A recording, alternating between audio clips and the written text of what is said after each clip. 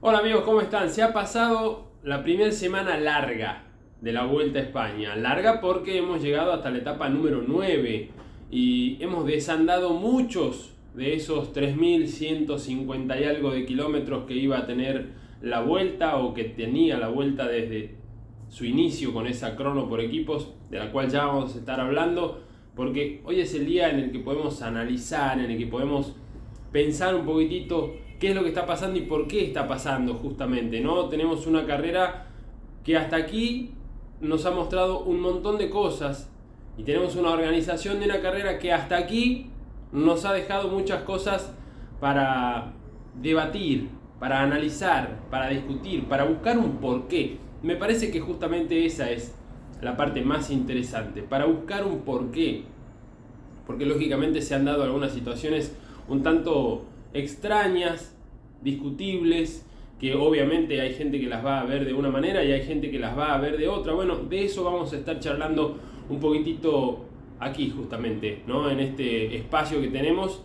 Ya hemos hecho nuestros envíos de cada día, ¿sí? Esos capítulos de un minuto apenas, pero hoy es el momento de hablar un poco más largo, ¿sí? De charlar con todos ustedes, de que ustedes aquí en la sección de comentarios dejen sus ideas, sus impresiones, a ver qué les parece, si están de acuerdo, si no, si me equivoco en lo que planteo, si se equivoca la vuelta, si los corredores de este momento, esta generación de corredores está tomando más recaudos que otros de otras épocas, si todo lo que está bien en un montón de carreras, llámese el Tour de Francia, no están bien en la vuelta, muchas cosas que va dejando, pero vamos a ir repasando día por día lo que nos va dejando esta Vuelta a España, que arrancó con una crono por equipos en Barcelona, se volvía a la ciudad condal después de 20 años de ausencia, una ciudad grande, una ciudad populosa, una ciudad que tiene afluencia de turismo de distintas partes del mundo durante todo el año. Y aquí empiezan a marcarse algunas situaciones, ¿no? Porque uno por ahí dice, uy, qué lástima que los grandes eventos, el Giro, la Vuelta, el Tour, tantas otras, ¿no? A ver, mismo Tour de Flandes, podremos también meterlo ahí, París-Roubaix, por decirlo así, no están en las ciudades más importantes de cada país, ¿no? O sea, no tenemos carreras que vayan a pasear o vayan a rodar por el centro de Milán. Salvo el Tour de France, no tenemos una carrera que vaya al centro de París, que recorra Champs-Élysées. Pasa lo mismo en Madrid, salvo la Vuelta, y pasa lo mismo con tantas otras. ¿Por qué? Porque estas ciudades crecen tanto. La parte turística, el tránsito, la cantidad de mobiliario urbano que se llama, ¿no? Que se le va agregando a las ciudades para que el que anda en bicicleta, el que anda en moto, el que va a la escuela, el que va a trabajar, para que todo eso se organice, bueno, todo eso va jugando muy en contra de que el día de mañana se haga una carrera de bicicletas por ese lugar. ¿Por qué? Porque no se puede sacar de la noche a la mañana, de la mañana a la noche, todo lo que se estuvo poniendo, se estuvo trabajando durante años, ¿no? Para ordenar el tránsito, para ayudarnos en nuestro día a día. Bueno, eso se hace difícil. Eso mismo pasó, si se quiere, en la ciudad de Barcelona, sumado a un factor extra y un factor con el cual ningún organizador de carreras en el mundo puede salvarse: la lluvia, ¿sí? De repente se largó a llover, se encapotó, se cerró, se nubló, se oscureció el cielo y eso hizo que la cosa se empezara a complicar un poco más. El DSM, ¿sí? Que fue uno de los equipos que estuvo entre los primeros que largaron, clavó el mejor tiempo y a partir de ahí hubo que esperar, ¿sí? Se sentaron en la silla caliente, tenían obviamente un living armado prácticamente para todos los integrantes del equipo, para los 8 corredores, más algunos integrantes del staff que estaban por ahí dando vueltas, dándole una mano a los chicos. Fueron pasando equipos y nadie pudo mejorar esa marca. Se fue largando cada vez más agua, cada vez más lluvia, se fue juntando, se fue acumulando cada vez más agua en sectores de curva, en sectores de recta, las zonas que se pintan en la calle para dividir los carriles, las líneas de cebra o las que marcan la senda peatonal, como decimos en Argentina. Bueno, todo eso se fue complicando se dieron caídas, hubo accidentes, hubo golpes, hubo incluso corredores que tuvieron que abandonar ya ese día. Laurens de Plus, el corredor de Ineos, sufrió una aparatosa caída y ahí se acabó su Vuelta a España. Creo que le duró 5 kilómetros la vuelta a Laurens de Plus. Damnificado Geraint Thomas, que lo necesitaba para trabajar durante las 3 semanas y sobre todo en las etapas de montaña. Bueno, el Quickstep termina siendo una muy buena crono y termina ahí nomás, ¿sí? Termina tercero, pero termina siendo una crono de noche. Ustedes lo pueden ver, una crono prácticamente a oscuras, en donde sabíamos que venían, porque ya no quedaban equipos en carrera, pero ¿cómo haces para venir a esa velocidad, metido en el acople, en el agarre, en la postura que tiene la crono por equipos en este caso, con tan poca luz? ¿Sí? Y acá es un detalle que se le escapó a la Vuelta a España. La Vuelta a España, la organización quiso adelantar una hora la largada. El municipio de Barcelona, el ayuntamiento de Barcelona en este caso, no lo dejó, ¿sí? Le permitió adelantar, creo que unos 10 minutos como máximo, con lo cual obviamente el escenario no cambiaba mucho, cambió un poquito, sí, pero no cambiaba demasiado. Si sumamos el condimento de la lluvia, de un cielo que se oscureció, que se nubló completamente, todo eso puso las cosas mucho más complicadas, mucho más patas para arriba. Las luces de Barcelona, que es una ciudad que está completamente iluminada en sus noches, tampoco se encendieron en el momento que se empezó a oscurecer, quizás por una cuestión de horario, quizás, no sé, algunos factores como para tener en cuenta. Quickstep, que largó tarde, largó oscura, largó con lluvia, terminó haciendo un buen tiempo. Movistar también terminó haciendo un buen tiempo. Los que no hicieron un buen tiempo, no hicieron el mejor tiempo de ellos, o lo que se esperaba de ellos, fueron los hombres de Jumbo-Visma. Hubo un pinchazo de Vingegaard, no se lo pudo ver, pero eso los retrasó. Hicieron una pausa para esperar al danés, al doble ganador del Tour, y a partir de allí la clasificación se armó con un Lorenzo Milesi, el hombre del DCM, que sorprendió, se vistió de líder, venía de hacer un muy buen mundial, Lorenzo Milesi, pero no esperábamos tenerlo de líder en una gran vuelta, en la última gran vuelta de la temporada. Pasamos a la segunda etapa y siguieron los problemas. Siguió la lluvia, siguieron las complicaciones, la trepada al castillo de Montjuic, al alto de Montjuic, que se conoce mucho en Barcelona, no fue lo que esperábamos. ¿Por qué? Porque la organización decidió neutralizar los tiempos, controlar los tiempos para la general antes de empezar a subir, cuando quedaban todavía unos 9 kilómetros a meta. Había habido caídas, hubo varios golpes, hubo muchos involucrados, pero nos quedó ahí la etapa medio insulsa, en el momento que todos esperábamos que se encienda la mecha, que se arme, nos quedamos lamentablemente sin carrera, ¿sí? En esta etapa que terminó siendo victoria de Andreas Kron, el corredor del Lotto, que se mandó para adelante, se fue con un grupo y terminó quedándose con el triunfo. La victoria le vale, claramente, ¿no? O sea, no se neutralizaron los tiempos pensando en la general y demás, pero la victoria bien que le vale al corredor del equipo Lotto. Etapa número 3. Nos vamos para Andorra, hay que subir Ordino, hay que subir Arinsal, se termina en un puerto de primera, se suman los primeros metros grosos de desnivel y ahí se empieza a armar la carrera. Pero se vuelven a dar algunas situaciones extra carrera que se podrían haber manejado de otra manera o en las cuales tendría que haber habido algún resguardo de otro tipo. A ver, como datos, Eduardo Sepúlveda metido en la fuga, se queda con los puntos de primera en el Col d'Ordino, después sufre un pinchazo en el descenso, no puede seguir ni a Caruso ni a Kamna, que eran sus compañeros en ese momento, los que habían sobrevivido de la fuga original, pero el pelotón atrás ya se venía moviendo. El que termina coronando arriba y se lleva la victoria es Remco Evenepoel. Con eso se viste de líder, se viste de rojo, nuevamente el campeón defensor, pero conociendo su carácter, conociendo sus formas, hizo algún gesto de más en el festejo, se le fue larga la aceleración ahí en ese final, había que esquivar a los fotógrafos, había que girar cerrado hacia la derecha, Remco Evenepoel no pudo, los asistentes que estaban ahí esperando a los equipos se abrieron todos, pero hubo alguien, integrante del cuerpo de seguridad de Andorra, que no pudo, porque quizá le faltó la expertise de estar mucho tiempo en carrera. Accidente, caída, choque, Remco al piso, esta mujer también se va al piso, lamentablemente para ella, con una fractura en su brazo. Remco Evenepoel con esa caída se lleva un golpe acá arriba de la ceja, porque obviamente entre los lentes y el casco fueron los causantes de esa herida. ¿Podría haber sido mucho peor si no se chocaba con esta mujer? Sí, porque detrás había una valla, detrás había una estructura que estaba con el armado de la televisación, estaba alguna de las cámaras que van en grúa o que van fijas ahí en la zona de meta. Entonces, quizás chocar con esta mujer un poco lo salva a Renko. Pero bueno, no deja de ser una situación complicada, no deja de ser una mala noticia.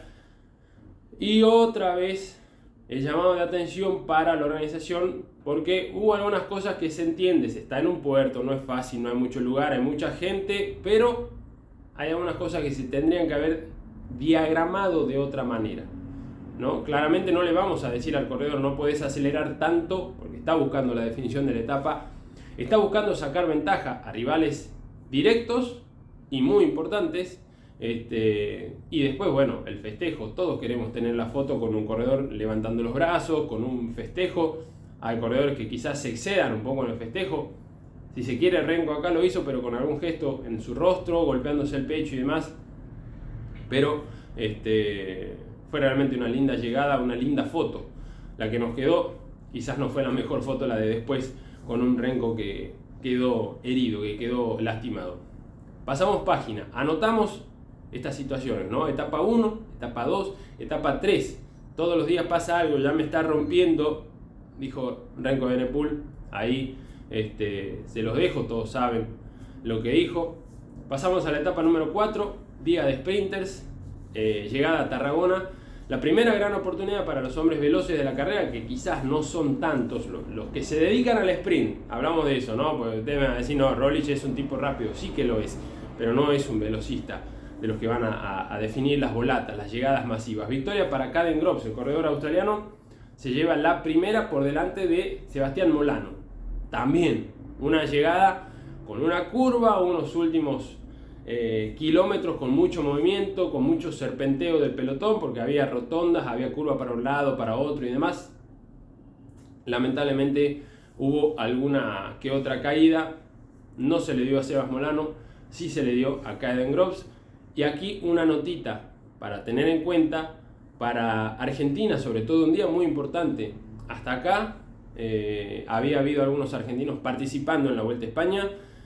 Habíamos tenido una victoria de etapa con Juan José Aedo allá por el año 2012, pero nunca en las grandes vueltas un argentino había estado arriba de un podio de premiación. El que lo hizo fue Eduardo Sepúlveda. Eduardo Sepúlveda se metió en la fuga, logró puntos para la montaña y se convirtió en el líder de la clasificación de montaña. Ya había salido con el maillot a lunares entre blanco y azul. ¿Por qué? Porque Renko Evenepoel podía llevar solamente una camiseta y tenía que llevar la roja. A Eduardo Sepúlveda le tocó el privilegio de llevar la de montaña, ya que era segundo en esa clasificación antes de iniciar la etapa. Pero terminada la etapa, Eduardo Sepúlveda, que estuvo en la fuga, se convirtió en el primer argentino en liderar una clasificación de cualquiera de las grandes vueltas. Realmente un hecho histórico, un hecho muy importante lo que logró Eduardo Sepúlveda, que tiene claro el objetivo. El equipo quiere ganar etapas. Logró una con Kron, pero quiere más. De todos modos, esta exposición, Eduardo, porque lo ha mantenido durante varios días a este maillot de la montaña, a este primer lugar en la montaña, si bien se apretó la clasificación, sigue al frente, ha llegado al día de descanso con esa camiseta, ya le permitió extender su contrato, lo cual es otra buena noticia. Etapa número 5, otra vez una jornada según la organización de media montaña, una sola persona en la fuga, Eric Fagundes, el corredor uruguayo, el tercer uruguayo que está compitiendo en esta Vuelta a España, se hizo 140 kilómetros en la fuga.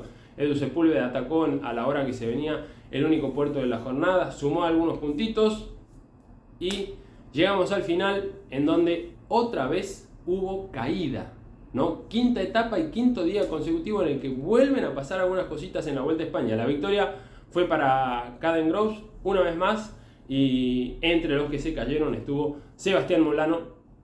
Lamentablemente se llevó un lindo golpe en la muñeca. Por suerte para él puede seguir en carrera y no tuvo mayores inconvenientes, ¿no? Va a seguir buscando la revancha y buscando esa victoria. Llegamos a la etapa número 6, había que subir al Pico del Buitre. en el Observatorio Astrofísico de Jabalambre, una subida realmente interesante y una etapa con más de 4.000 metros de desnivel. Bueno, una etapa loca, una etapa con más de 40 corredores en la fuga, una etapa en donde termina siendo ganador Sepp Kuss, el corredor estadounidense, y en donde tuvimos cambios, ¿sí? Porque el francés Lenny Martinez, este corredor de apenas 20 años, hijo de un campeón olímpico de mountain bike, nieto de un hombre que fue podio en un campeonato mundial y ganador de la montaña del Tour de Francia, se convirtió en líder de la Vuelta en su Vuelta debut con apenas 20 años y unos cuantos días. Todavía creo que no llega a los 20 años y 2 o 3 meses, para que vean la juventud. Einer Rubio estuvo en la fuga, Santi Buitrago estuvo en la fuga, y Santi Buitrago, que se había caído en días anteriores, recuperó un poco de tiempo respecto a los favoritos en esta etapa. Sepúlveda al frente en la montaña una vez más. Etapa número 7, otra vez día de sprints. Estamos hablando de una etapa sin puertos y una de las dos etapas con apenas más de 200 kilómetros para esta Vuelta a España. El sprint se hizo, ¿sí? Pero una vez más la llegada fue enredada y había, a falta de 250 metros para la línea de meta, una curva a mano izquierda casi a 90 grados. Una esquina prácticamente, ¿no? Como la de cualquier esquina de tu casa, la de mi casa, bueno, así, más o menos así. Había habido caída cuando faltaban unos 14-15 kilómetros, volvió a haber otra antes de llegar a los 5 kilómetros. Lamentablemente ahí el Ineos volvió a perder corredores. Thymen Arensman se fue para su casa con un golpe bastante feo que preocupó a muchos, pero afortunadamente y después de algunas horas en observación quedó en que estaba todo bien. Y el sprint se fue desacomodando, los trenes se fueron desacomodando. Groves, el hombre más fuerte para los sprinters, el de la camiseta verde, el líder de la regularidad, si se quiere, de la clasificación de puntos, no pudo estar en el sprint porque al equipo le quedó largo, le faltó gente al final. También tuvieron hombres en la primera caída, en la primera y en la segunda. Y lamentablemente por esta situación se le hizo un poco largo, trataron de buscar algún relevo, después con la última curva el sprint se desordenó y la victoria fue para Geoffrey Soupe, un corredor francés de 35 años, el hombre de barba, el hombre del Total Energies, logró, así se dice, su primera gran victoria. Ya tenía algunas victorias, pero todas en la Tropicale Amissa Bongo, en donde ganó etapas y en donde también ganó la general, pero selló su mayor victoria en una gran vuelta como es la Vuelta a España. Llegó a la Vuelta a España casi de casualidad, no iba a ir el hombre de barba, pero la lesión de un compañero ahí a última hora, lo llamaron por teléfono y le dijeron: Geoffrey, tenés que venir a la Vuelta a España. Buscó su opción, se le dio en esa etapa número 7 en la que fue segundo a nada. Le quedó ahí la bronca y habrá mordido un poquito de rabia. Orluis Aular, el corredor venezolano, el campeón venezolano que está destacándose en la Vuelta a España, el hombre del Caja Rural, hizo un carrerón y fue segundo. Estuvo ahí, le faltó muy poquitito, ya se le va a dar a Orluis. Viene muy bien y tiene con qué, lo ha demostrado. Etapa número 8. Llegamos a Sorret de Catí, un ascenso duro de apenas 4 kilómetros, sí, pero con rampas superiores al 20%, en donde Primož Roglič logró su 11ª victoria en la vuelta, 18ª en grandes vueltas. Realmente impresionante el palmarés que tiene el corredor esloveno, que comparte generación eslovena con Pogačar, con Tratnik, con Moric. Realmente es un lujo y es la época dorada para el ciclismo esloveno. En el puerto final, a Sorret de Catí, no tuvimos toda la batalla que esperábamos, ¿sí? Eran 3 Jumbo, prácticamente 3 del UAE, contra Enric Mas y contra Remco Evenepoel, que fue el que se puso el overall, trabajó al frente del grupo. Cuando atacó Kuss, no se desesperó para nada, marcó su paso, lo fue llevando, controló a Kuss antes de llegar arriba, se largó de cabeza en el descenso y después le quedó la bronca porque según él no sabía que eran los que estaban definiendo la etapa. Es un poco raro, pero sabemos que puede pasar, que a veces la comunicación en las radios no es la mejor.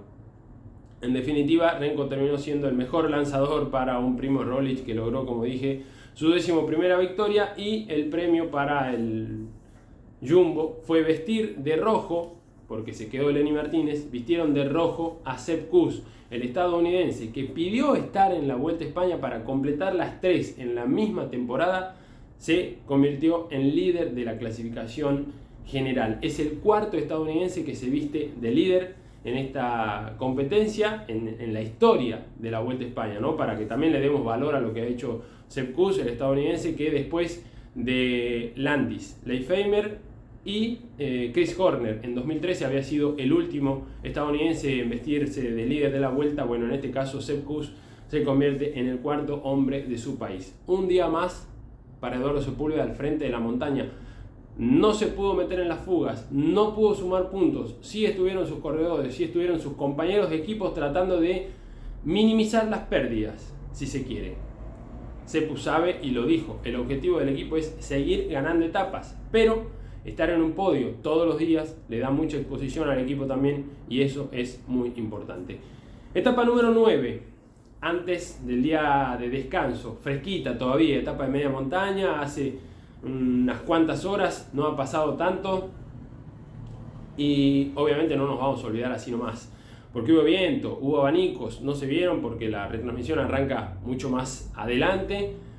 Lo que sí vimos es que tuvimos un puerto recortado, y un puerto que en definitiva, cuando uno ve las imágenes de la llegada, dice se podría haber hecho, ¿no? Al principio la imagen de lluvia, de barro, de grava arriba del asfalto decía, bueno, esto está impracticable, esto está intransitable. La organización decide tomar los tiempos 2 kilómetros antes de la línea de meta, ¿no? Tomamos los tiempos acá, llegamos con la carrera hasta acá. Todo esto prácticamente se pierde. Todo esto estaba lleno de público, lamentablemente para ellos, que se fueron temprano, que tomaron frío, que se mojaron, que un montón de cosas. No pudieron ver el espectáculo esperado en este collado de la Cruz de Caravaca, que quizás no es wow, qué puerto, pero tiene rampas interesantes, lo han dicho muchos colegas. Es un puerto en el que se podría haber hecho daño, se podría haber jugado alguna que otra carta, pero bueno, lamentablemente no fue así. El Jumbo estuvo atento desde el primer momento en esa etapa, intentó hacer daño con esos abanicos. Solamente respondió Remco, Blasov, alguno más. La etapa después se paró cuando el viento calmó, cuando la ruta giró y obviamente ya no servía de la misma manera. Los que venían atrás, Movistar, UAE y tantos otros, lograron controlar. A partir de ahí se fue una fuga, que esa fuga en definitiva termina llevándose la etapa, pero en algún otro momento de la carrera vuelve a haber abanicos. Una etapa loca, si se quiere, ¿no? Afortunadamente el clima, daban alerta naranja en esa región de España, no fue tan así, ¿sí? Hubo problemas climáticos en mucha otra parte de España, pero en donde estaba la etapa, por lo menos en el momento de la carrera, no fue tan complicada la historia.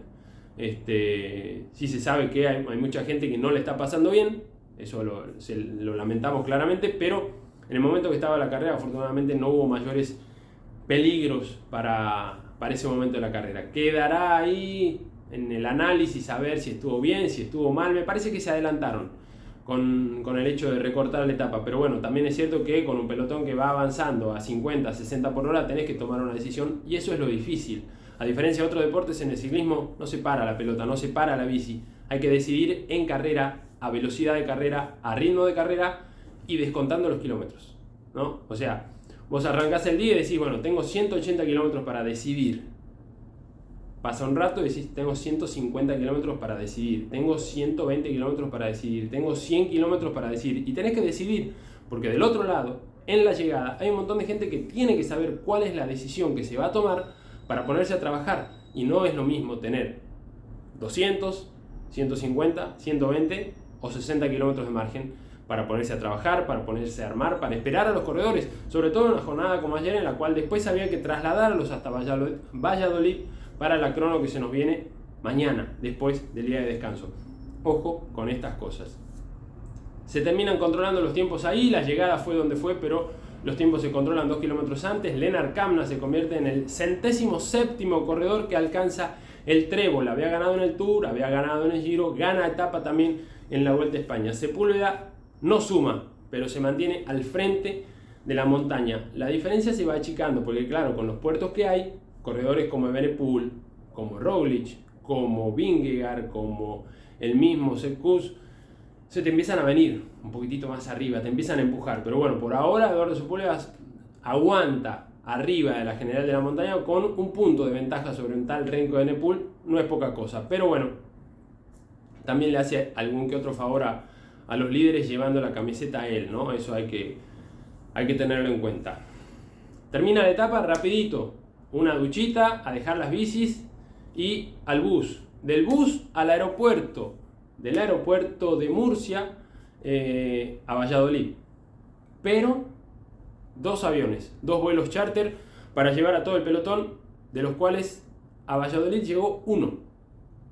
Y acá hay otro detalle, ¿no? O sea, se arma toda esta logística para que los corredores puedan llegar más rápidos y descansar más, obviamente. Lamentablemente, por cuestiones climáticas, el segundo de los vuelos en donde no estaban los favoritos de la general, pero sí había corredores de renombre, corredores importantes que han logrado cosas grandes en el ciclismo, ese vuelo tuvo que ser desviado a Madrid. En Madrid sí pudieron aterrizar, más allá de que en Madrid la cosa tampoco estaba fácil y que a las afueras de Madrid hay muchos sectores inundados, anegados y demás.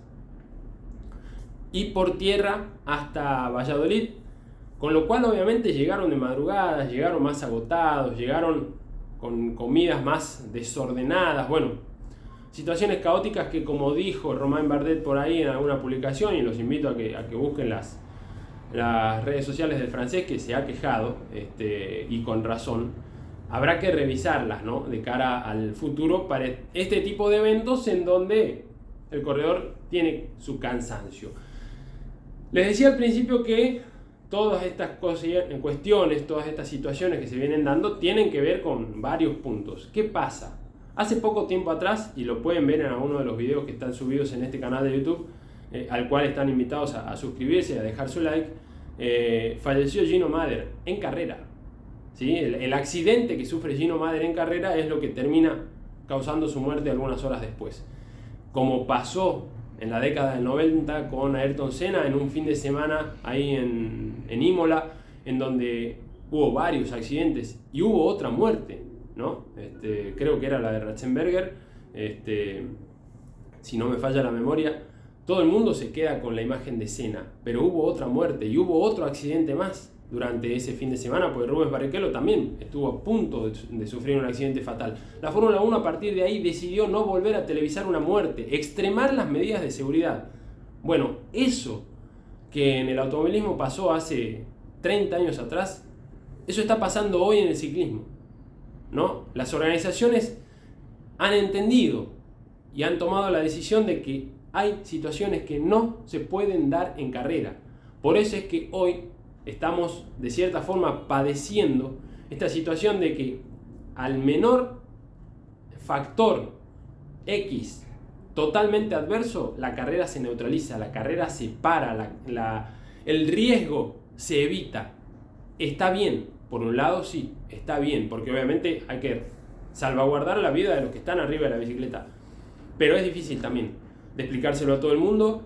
Es difícil de que la misma comunicación le llegue a todo el mundo, ¿no? O sea, necesitamos, y lo han dicho grandes en esto, como Javier Ares, lo han dicho, hay que armar protocolos y que se entienda por qué se decide, dónde se decide, cuándo se decide y qué se decide, pero que sea igual, que sea la misma decisión en Bélgica, la misma decisión en Francia, la misma decisión en Italia, la misma decisión en Sudamérica, la misma decisión en Asia. Tiene que haber un protocolo estricto y decir, si la pelota no pica, no se juega, pero no se juega en ninguna parte del mundo. Bueno, esto es igual en ciclismo, ¿no? O sea, a ver, tenemos 0 grados, no se corre, pero no se corre en ningún lado, ¿no? O sea, si llueve, la subida es peligrosa, claro, pero si llueve también son peligrosos los adoquines de Roubaix, o por lo menos si ponemos los adoquines de Roubaix en una gran vuelta, ¿no? Entonces, hay que unificar, hay que crear protocolos para esto. A ver, a mí, personalmente a mí no me importa si el alto de la media llega hasta la rodilla, si te ahorra un watt, medio watt, o 0,5 o 0,2 de watt por pedalada. Pero sí importa esto, decir cuál es el protocolo, cuál es la línea a seguir y que la misma línea se siga en todo el mapa, que sea igual para todos. Porque si no, lamentablemente tenemos carreras en las que vale todo, carreras en las que no se corta por nada, a menos que el corredor diga hasta acá corrí y se acabó acá. Y después tenemos eventos en donde no, este puerto no se puede, no, esta subida es peligrosa, no, este descenso.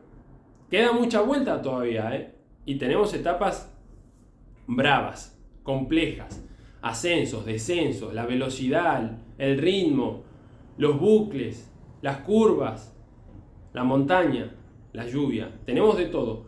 Hay que tener cuidado. Por eso es que hace falta, quizás no lo vamos a tener en los próximos días, pero digo, hay que sentarse a trabajar.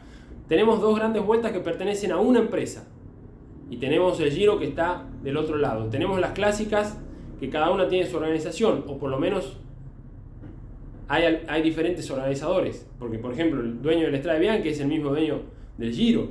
El dueño de Lombardía es el mismo dueño del Giro. Los que hacen las clásicas belgas son más o menos todos los mismos. ¿Sí? O por lo menos hay un organizador que tiene varias.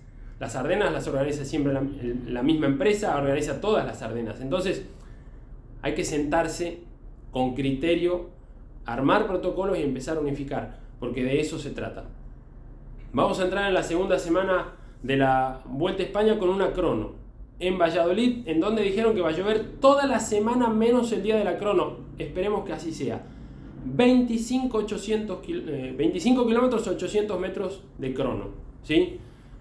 Con un tramo que es para especialistas. Así que a mí me parece que es el día para Remco Evenepoel. Él lo sabe, el campeón mundial de la crono sabe que tiene un gran objetivo y es distanciar al resto.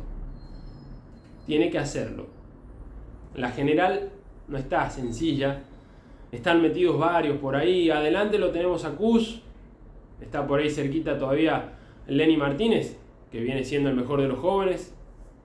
Está Remco, está Roglic, está Vingegaard, está más, quedó Landa metido por ahí por el medio. Le está costando un poquitito más a Santi Buitrago tratar de llegar, producto de esas caídas que sufrió al principio del evento. Bueno, pero se nos viene una gran semana.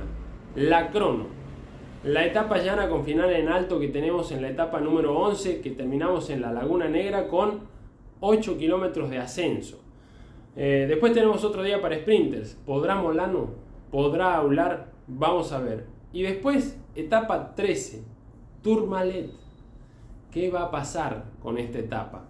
Portalet, Col d'Aubisque, Spandelet, y de ahí nos vamos al Tourmalet. Y al día siguiente, otra vez, casi 4.500 metros de desnivel. Terminamos en Belagua, ¿sí? Con ascenso, con descenso, con días importantes para la clasificación general y días que pueden ser cruciales para las aspiraciones de un tal Remco Evenepoel. Tiene la crono a favor para empezar la etapa, para empezar la segunda semana. Pero no hay que olvidar, si no hay que descuidar lo que se viene en la montaña, porque va a ser importante. Ojalá que más allá del clima la vuelta pueda empezar a enderezar el rumbo, porque hasta acá han quedado muchas cositas ahí para discutir, muchas cosas en el tintero que no está bueno.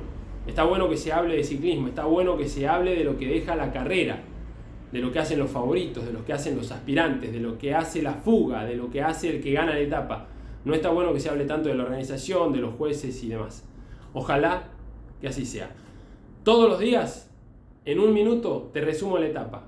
Y después, este análisis más extenso, más largo, para que tengas tiempo de comentar, de dejar tu like y de sumarte a este canal de YouTube. La suscripción sigue siendo gratis. Espero que ustedes se prendan y me acompañen. Hay más Vuelta a España para ver. Nos vemos en unos días. Chau, chau.